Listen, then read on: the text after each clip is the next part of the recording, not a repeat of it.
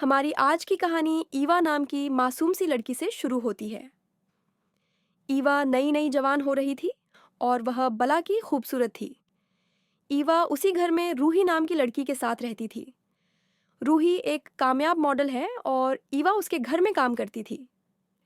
ईवा की कोई दोस्त नहीं थी और वह जिस्मानी सुख के बारे में ज़्यादा जानती भी नहीं थी। पूरा दिन घर के काम और रात को अपने कमरे में सो जाना, यही उसकी दिनचर्या थी। रूही शूटिंग के लिए बाहर गई हुई थी। उसके साथ विक्की नाम का लड़का और शैली नाम की लड़की भी थी। रूही जितनी खूबसूरत थी उतनी ही ज्यादा उसकी गुफा में आग थी। जवान लड़का देखते ही वह गर्म हो जाती थी।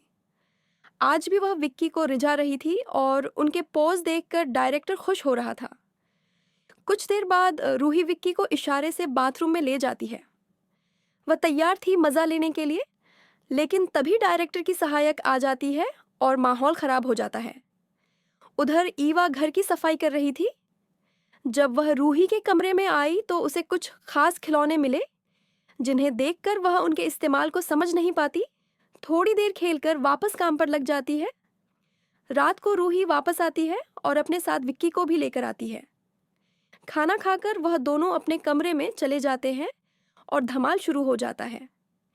उनकी आवाज़ें सुनकर ईवा भी गर्म हो जाती है और बाहर कान लगाकर सब सुनती रहती है। सुबह नाश्ता लगाते समय ईवा की मुलाकात विक्की से होती है। वह उसकी तारीफ करता है और ईवा को पहली बार कोई अच्छा लगता है।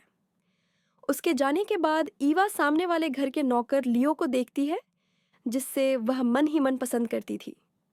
दोनों एक दूसरे को देखते ही शर्मा जाते थे, लेकिन लियो का मालिक उसे डांट देता है, जिसे देखकर ईवा को बुरा लगता है।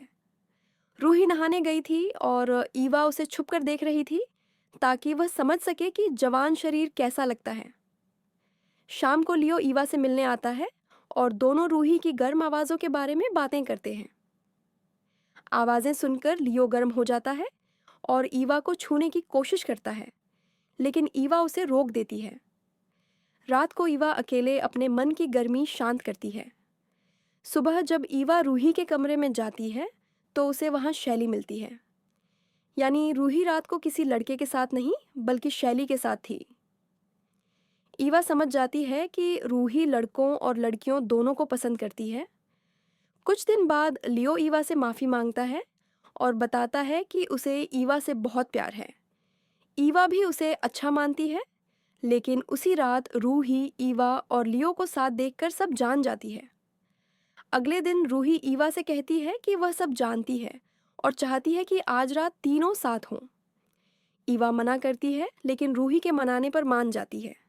रात को ईवा लियो को बुलाती है। पहले ईवा और लियो शुरू होते हैं, फिर रूही भी वहां आ जाती है। ये देखकर लियो गुस्से से भर जाता है।